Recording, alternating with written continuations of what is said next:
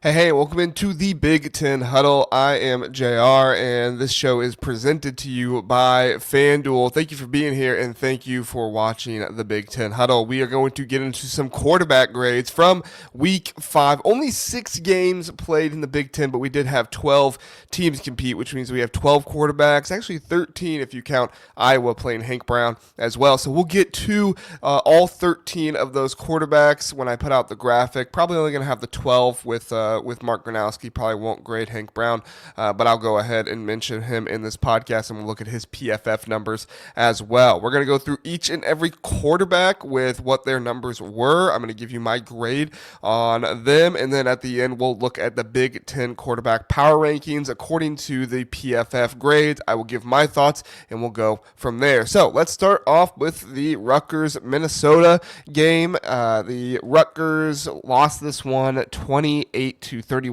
to Minnesota. So Athan Kaliakmanis, not a great PFF grade for him. He dropped back 43 times in this game, was 21 of 34, 249 yards, 2 touchdowns, 1 interception. Great job by Minnesota getting that interception. No big time throws, 4 turnover worthy throws in this one.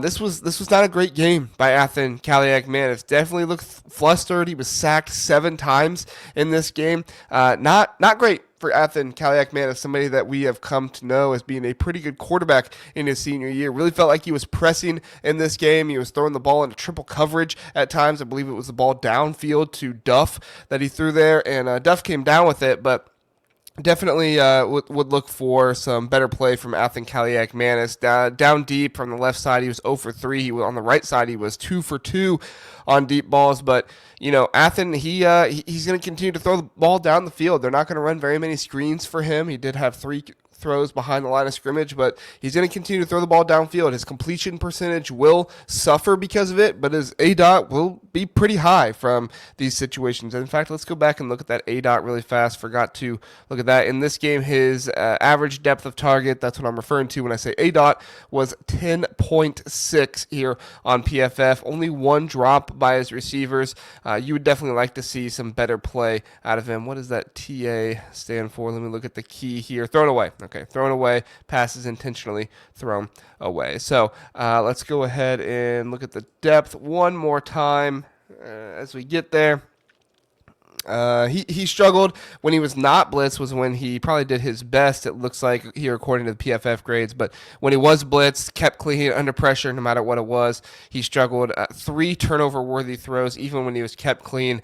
Let's hope this is not Athan Kaliakmanis reverting back to some of his previous stuff. But do need to give credit here to Minnesota. They did not have the best pass defense in the world, but the pass rush in this one was excellent. Great job by them. Anthony Smith and the boys were getting after Athan Kaliakmanis.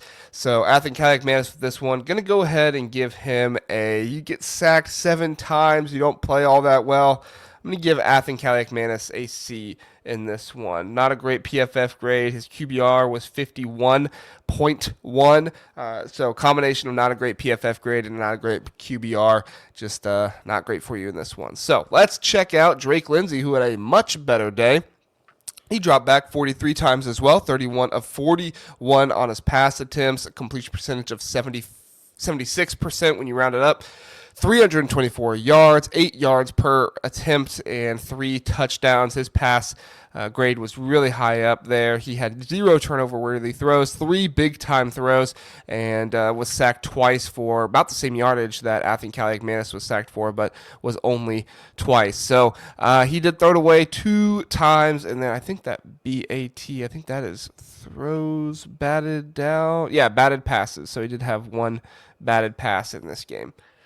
So interesting stuff here from Drake Lindsey. If you're a Minnesota fan, you're really happy about this. In addition to that, his ADOT was 8.5, so not really like throwing super deep balls all game, but still more explosive plays in this one from Minnesota, and a lot of that came from Drake Lindsey.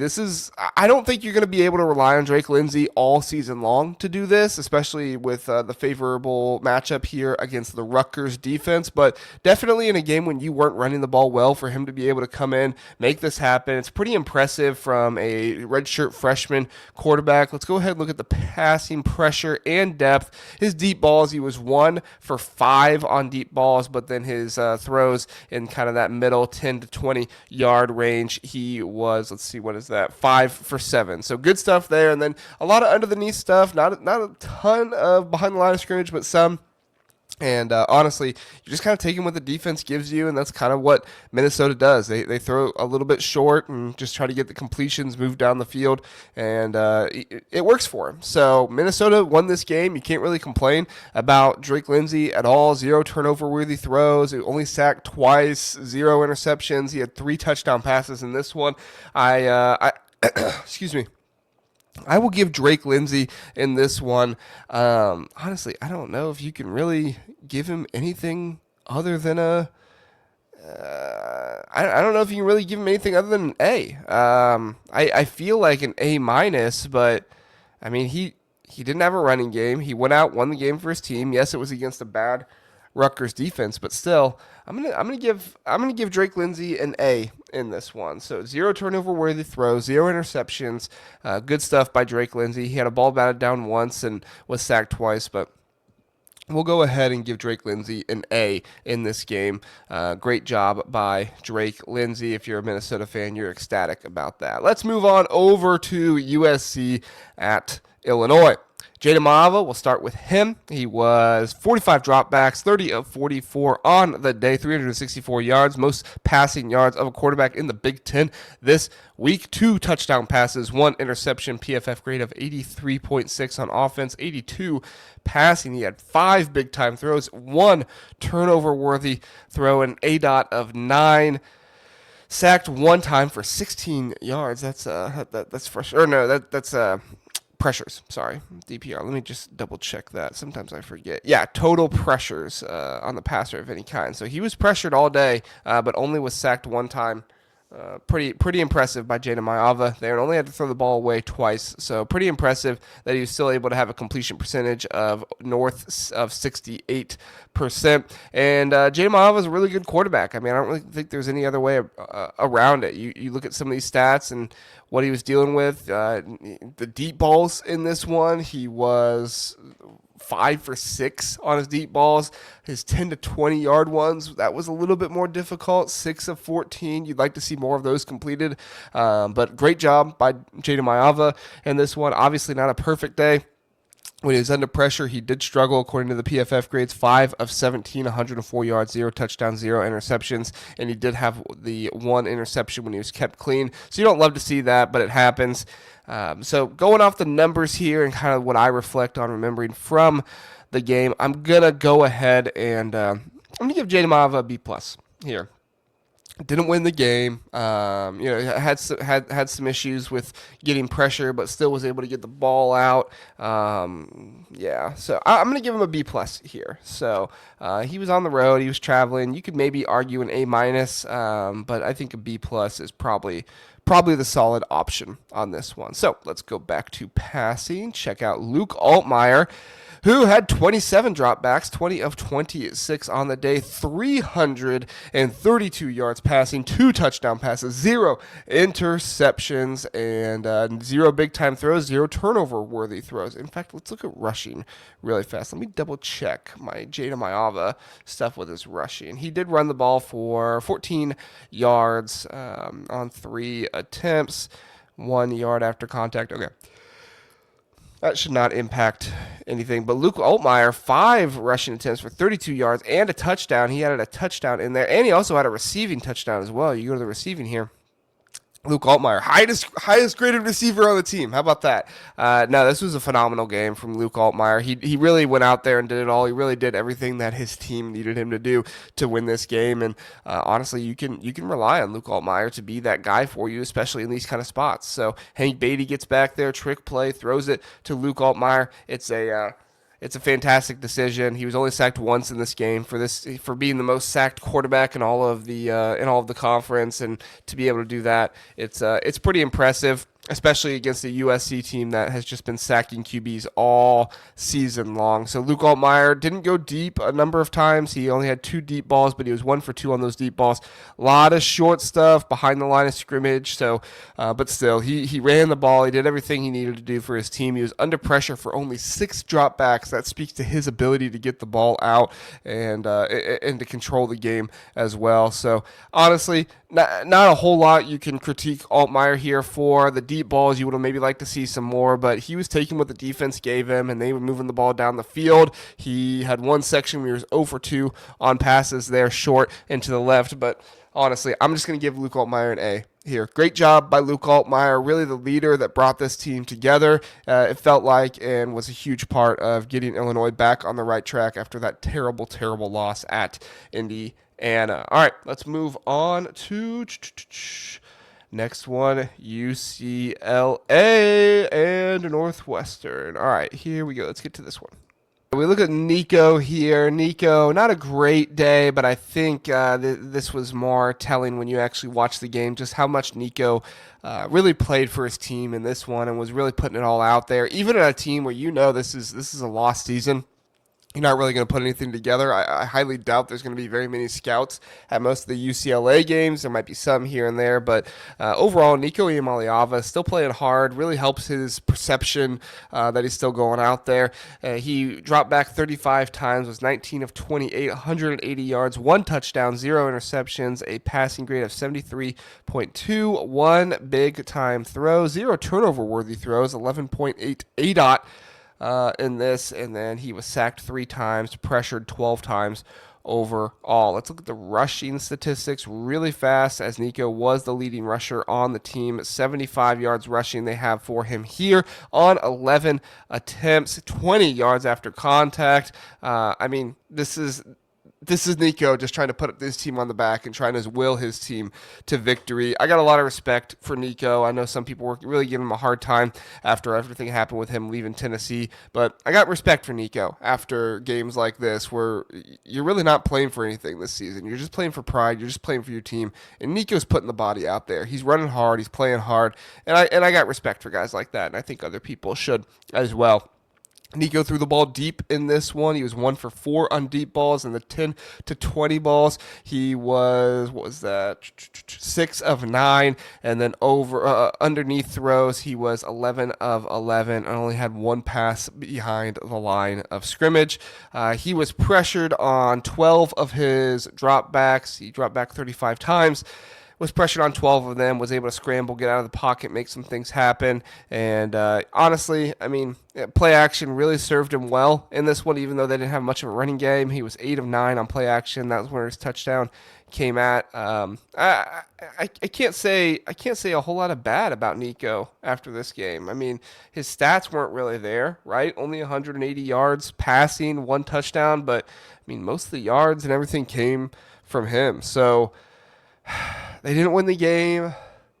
He was sacked a little bit. I'm teetering on an A- and a B+. I gave Jayden Maiava a B+, but I felt like Nico just embodied more of the team being able to move the ball down the field. He didn't have an interception. A-. And some people are going to argue with that. Some people are going to look at that and be like, JR, he only threw for 180 yards. So cue it up. There's going to be somebody on Twitter getting mad at me, but you look at this game, you look at the way he played. I like Nico. I like him. So we'll leave it at that. All right, let's move on to Northwestern and Preston Stone. Preston Stone dropped back 23 times in this game, 12 of 18, 115 yards, 1 touchdown pass, 75.5 passer rating in this one. 1 big-time throw, 1 drop, 2 sacks, was pressured 5 times on his dropbacks. I don't believe Stone had very much rushing. 3 rushes for 19 yards, so not very much there. Nothing to really consider. Let's go ahead and look at pressure In depth down the field, he was 1 for 2 in the short intermediate range. He was a perfect 4 for 4. That's encouraging for Northwestern fans. 4 yards behind, or 4 for 4 behind the line of scrimmage, and he looks like 3 for 5 in the short range. So, this is kind of a quintessential Preston Stone game. Like, it's nothing great, it's nothing super bad. But it's nothing that really points it out there. He wasn't the reason they won this game. I'm going to give Preston Stone B- in this one. All right, moving on to Ohio State and Washington. All right, let's start with Ohio State and Julian Sayin. He dropped back 32 times in this game, 22 of 28 attempts, 208 yards, 2 touchdown passes. Wow, terrible PFF grades. He was not terrible, but terrible for Ohio State quarterback. 59.9 on offense, 55.4 passing. It's interesting. 0 big-time throws, 0 turnover-worthy throws. His ADOT was only 4.9. Julian Sayin did get a number of plays on this one based on the yards after the catch for his receivers. If we go to the receiving here, 130 of his 208 yards were yards after the catch. So you do need to give Julian Sayin credit there for being able to get the ball and make the decision to his guys, but this isn't a super heavy RPO offense or anything like that. So you're going to give credit where credit is due, but this was a pretty conservative game plan in the first half, kind of opened it up later on, and this was just one where they just let their playmakers on the outside go out and make plays. And honestly, it wasn't a bad game plan against some of the bigger quarters, Prysock and those guys. But not really something that showcased a ton of Julian Sayin's game and what he was able to do. I don't love it when the ADOT is super low. He did scramble a few times in this game, 3 attempts for 19 yards, no touchdowns, so not really going to impact things there. But let's look at pressure and depth. 0 deep balls, 2 for 4. Or two for 5 on the intermediate throws, and then they're down at the short. He was 14 of 14 behind the line of scrimmage. He was 6 of 6. So Julian Sayin, he's making the right decisions. He's doing what he's supposed to do. He's not really completing balls down. He's not even attempting balls deep in this game. And then the intermediate throws, he was completing some of them, but some of those were also throwaways, I believe, if I remember watching this game correctly. So I can't give Julian Sayin an A for that kind of stuff. I think I need to give him a B+ in this one, but at the same time, he did what he's supposed to do. I need to see a little bit more of the downfield passing. I need to see a little bit more of kind of ownership of that stuff before I give somebody an A. That's just me personally. He was kept clean for a number of the dropbacks. He was pressured on 8 of them. 1 touchdown pass, both under pressure and kept clean. No play action is when he scored both their touchdowns. Off play action, he was 10 of 12 for 95 yards. Fine, nothing great. And screens, he had 4 screen plays. All right. Good game from Julian Sayin. He did what you asked him to do. He just didn't throw the ball deep or anything like that. So, we're gonna give Julian Sayin a B+ here. B+ for Julian Sayin. Let's go to the other side. One, Demond Williams, who actually had a better grade than Julian Sayin. Demond Williams, 18 of 22, 173 yards, 0 touchdowns, 0 interceptions, 71.3 passing grade. Whew. Sorry, guys. 71.3 passing grade, 0 big-time throws, 0 turnover-worthy passes, sacked 6 times. They got after him quite a bit in this one. He was pressured on 13 of those dropbacks, and he had 5 scrambles on the day. Not many scrambles. Let's take a look at the rushing stats. Demond Williams, he had 18 yards, 7 attempts for 18 yards, 0 touchdowns. Did have some yards after contact, so it shows he wasn't just sliding down and getting down immediately, but still. No deep balls, 0 for 1. Intermediate throws, he was actually better than Sayin. He was 6 for 7. Short throws, he was 7 for 8. Behind the line of scrimmage, he was 5 of 6. I think this is one where you can't fault Damon Williams a ton in this one. When he was kept clean, he actually did pretty well, 14 of 15, 144 yards. But when he got under pressure, that was really when he panicked the most. And I think a lot of it was because when Ohio State had pressure to him, he really had nowhere else to go. And that's just really good game planning by Ohio State to make that happen. So overall, I'm not going to be too hard on Damon Williams here. He did have a QBR of 49.6. QBR does not love when you get sacked. So let's give Damon Williams a B minus here. His team didn't score a single touchdown in this game, and you have some of the best weapons in the country. You did have your left tackle go out, so we need to consider that. But I'm gonna give Damon Williams a B minus here. I think he has better days in front of him, but he just ran into the best defense in the nation in this one, at least right now. And we'll see how it plays out moving forward. All right, 2 more games. Let's take a look at Indiana and Iowa, and then last we'll finish with Penn State and Oregon. Fernando Mendoza, 30 dropbacks, 13 of 23, 233 yards, 2 touchdowns, 1 interception, 65 passing grade, 1 big-time throw, 1 turnover-worthy pass, 10.9 ADOT, and then 13 pressures turned into 2 sacks in this game. He did scramble 5 times, so let's go ahead and take a look at the rushing, see how Fernando Mendoza did in the rushing category.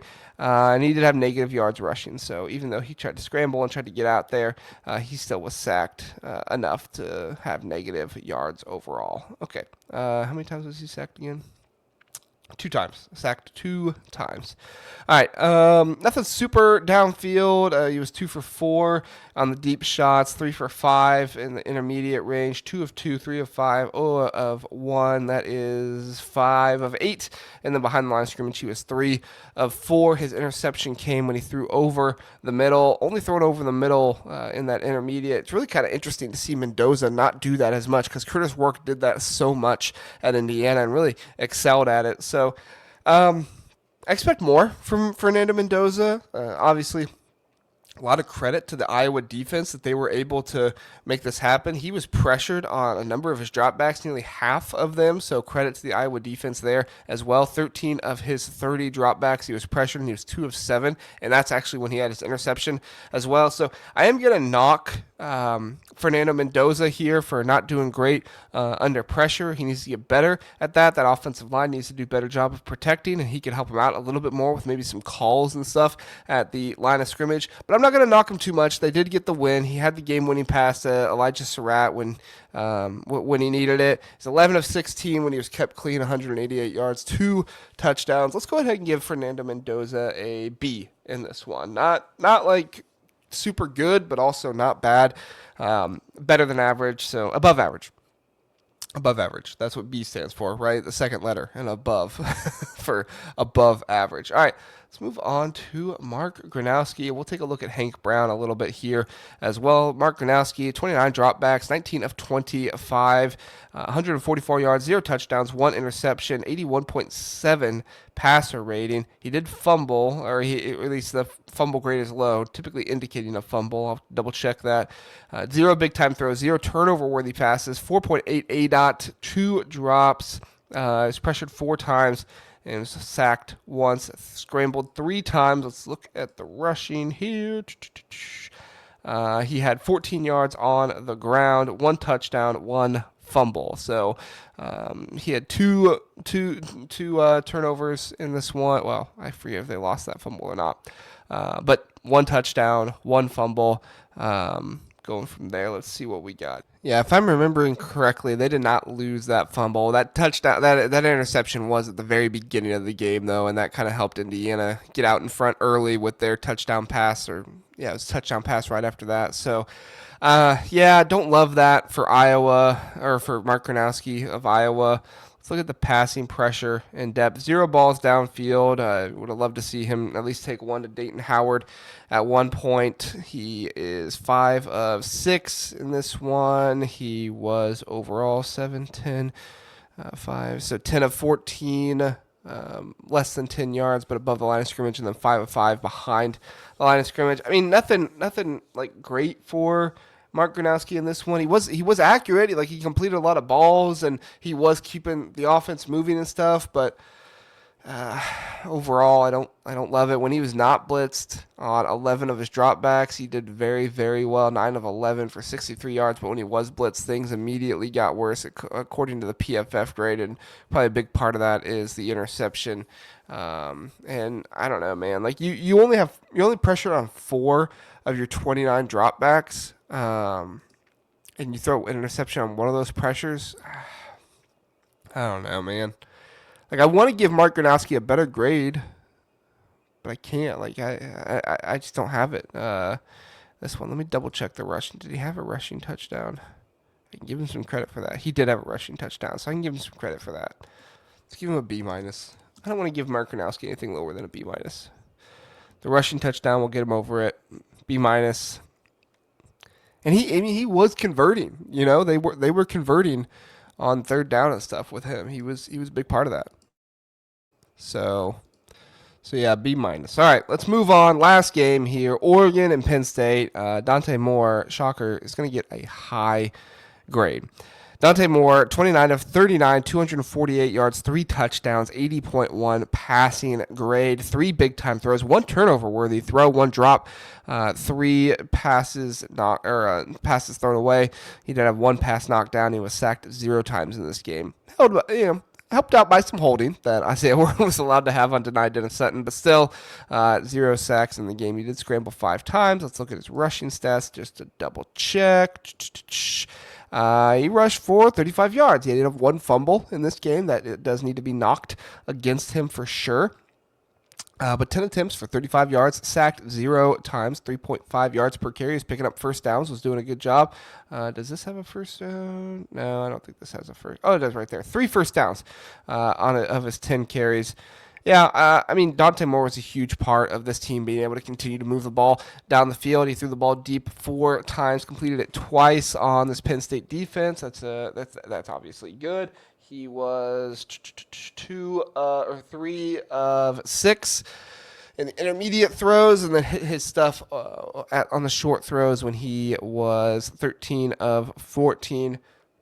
And then a lot of behind the line of scrimmage stuff, which is that's what you expect from a Willis-Stein offense. That's what he's going to ask you to do. If you do what they ask you to do, you should get a high grade for that. This is not somebody went out there and threw 10 deep balls and connected on 5 of them, and it was super exciting. Do what you're supposed to do, and you will get a high grade. I do think I need to knock Dante Moore for the fumble, but at the same time, he went on the road to the whiteout, and yeah, and won against Penn State with a really good defense that led by Jim Knowles and some really good players, but he also didn't get sacked because they were kind of, giving Isaiah World the opportunity to hold. I'm just going to go with B, or B. I'm going to be crazy. I'm just going to go with A. I think there's possible reasons for the A minus, but I think there's also possible reasons for the A plus as well. I'm going to go with A in this one for Dante Moore. All right, last one. And this is probably my worst one. And it's sad. It's sad. Drew Allar, 31 dropbacks, 14 of 25, 137 yards, 2 touchdown passes, 1 interception, passing grade of 65.1, 2 big-time throws, 1 turnover-worthy play. He had an ADOT of 7.5, 2 drops by his team, batted ball once, sacked twice, pressured 14 times. He had 3 scrambles. Let's look at the rushing stats just to double check. And he rushed for 46 yards, which is impressive for a guy of his size and not a whole lot of wiggle that he has. 26 yards after contact. Yeah, I don't know. Only 1 deep ball in this game. You're trying to open things up for the run. You're trying to make things happen. And only 1 deep ball in this game. Man. 3 of 7. Intermediate passes. 4 of 9. Short. He just wasn't completing the ball. He was inaccurate. No play action. He was much better, according to the grade. But over play action, he was 7 of 10 for 58 yards and 2 touchdowns and 1 interception. Interesting grade selection there. Yeah, I mean, he was good on the deep balls. He had 1 drop in the intermediate, 1 drop short. I don't know. I just I felt like Penn State needed more from Drew Allar in this one, and he didn't give it to him. Maybe that's on the offensive line. But you had the whiteout. You had to win this game for your coach. I'm going to go with a C. I don't like it, but I'm doing it. All right. Those are the QB grades for the week of Week 5. Let's go ahead and take a look at the Big Ten quarterbacks and kind of where they stand on the grades and everything. We'll call these Big Ten quarterback power rankings according to PFF. And we will see. I didn't really go over Hank Brown. I'll have to go over Hank Brown here at the end. All right. Number 1 quarterback in the Big Ten, according to PFF, Drake Lindsey. That's got to feel good if you're a Minnesota fan. Dante Moore second, Jayden Maiava, Athan Kaliakmanis, Fernando Mendoza, Damon Williams, number 7, Malik Washington, Julian Sayin, Ryan Brown, Mark Gronowski, Dylan Raiola. Nebraska fans won't like that. Luke Altmyer, Nico Iamaleava, Drew Allar, Aiden Childs, Bryce Underwood, Preston Stone, and coming up last is one Danny O'Neal. Interesting stuff. Quarterback grades here. These were quarterback, kind of say power rankings a little bit. It is really interesting how PFF does these grades. When you look at the league leader in interceptions, Preston Stone with 6, no surprise there. League leader in touchdown passes, Fernando Mendoza with 16, no surprise there. Leader in yards, Jayden Maiava, he 1,587, which some of the less. No, he's grown at dropbacks. Never mind. Did I do passing grade? Yeah, that was the one. Leader in big-time throws is Athan Kaliakmanis with 11. Leader in turnover-worthy plays, that is Preston Stone at 10. No shocker there. Leader in ADOT, the person who throws down the field the most, that is Athan Kaliakmanis. No surprise there. Quarterback with the most drops, Malik Washington. Some people are going to say that's the wide receivers. Malik Washington does have some inaccuracies that makes balls difficult to grab, and so I don't think it's any surprise here that your 2 most drops are true freshmen. And part of that is because of their supporting cast for sure, but also a part of that is delivering the ball in an area that they can catch and do well at. So the quarterback that has had the most balls batted down at the line of scrimmage is Malik Washington. The person that has had to throw the ball away the most is Ryan Brown. Julian Sayin, second, tied with Aiden Childs, Mark Gronowski, and Jayden Maiava with 6. The most sacked quarterback is still Luke Altmyer at 16. Athan Kaliakmanis not far behind at 15. Danny O'Neal. Damon Williams Jr., after being sacked 6 times in that game, he gets up to the 4th most sacked quarterback. The quarterback that is under pressure the most is Luke Altmyer, Preston Stone, Danny O'Neal. The ones we'll go back the other way and try to figure out the other ones. Excuse me. Sorry. The quarterback with the most time in the pocket to throw, Aiden Childs, Mark Gronowski, Danny O'Neal. Danny O'Neal has the most time in the pocket to throw, and he simultaneously is one of the most sacked quarterbacks in the Big Ten. Pretty crazy. The one that's scrambling the most is Damon Williams Jr., followed by Nico Iamaleava. And let's go back. The least sacked quarterback is Dante Moore, only sacked once, followed by Jayden Maiava, Malik Washington, Julian Sayin, with sacked only 3 times. The least pressured quarterback is similar order: Dante Moore, Jayden Maiava, Malik Washington, Fernando Mendoza. Up there, the quarterback with the least amount of batted balls down. You have a few here: Julian Sayin, Danny O'Neal, Aiden Childs, Ryan Brown, Fernando Mendoza, Dylan Raiola, and Athan Kaliakmanis, all with 0. The quarterbacks with the least amount of drop passes: Danny O'Neal does not have a single one of his passes dropped this season. The smallest ADOT are Mark Gronowski, Danny O'Neal, and Dylan Raiola. Kind of surprised Dante Moore is not down there. Julian Sayin is down there as well, 4th. Turnover-worthy. Damon Williams does not have a single turnover-worthy throw so far this season. Very impressive by Damon Williams. Least amount of big-time throws, Nico Iamaleava, Bryce Underwood. And the smallest yards per attempt, Mark Gronowski, Nico Iamaleava, Preston Stone, Drew Allar, Bryce Underwood, Danny O'Neal, all under 7.5. Highest completion percentage, Julian Sayin, followed by Damon Williams Jr., Dylan Raiola, Dante Moore, Fernando Mendoza. Mendoza. That is what you have for the quarterback PFF recap, the quarterback grades here by me. Go over those grades one more time, and then we'll get out of here. We have Luke Altmyer, Dante Moore, Drake Lindsey all received an A. Julian Sayin, Jayden Maiava, both received a B+. Gave Fernando Mendoza a B. Preston Stone, Damon Williams, and Mark Gronowski all got a B-. Nico Iamaleava, I apologize, he got an A-. And then Athan Kaliakmanis and Allar both got C's. Thank you so much for watching. I appreciate it. Like, subscribe, do all that good stuff. We appreciate it. And give us a 5-star review if you're listening on podcast. Have a good one.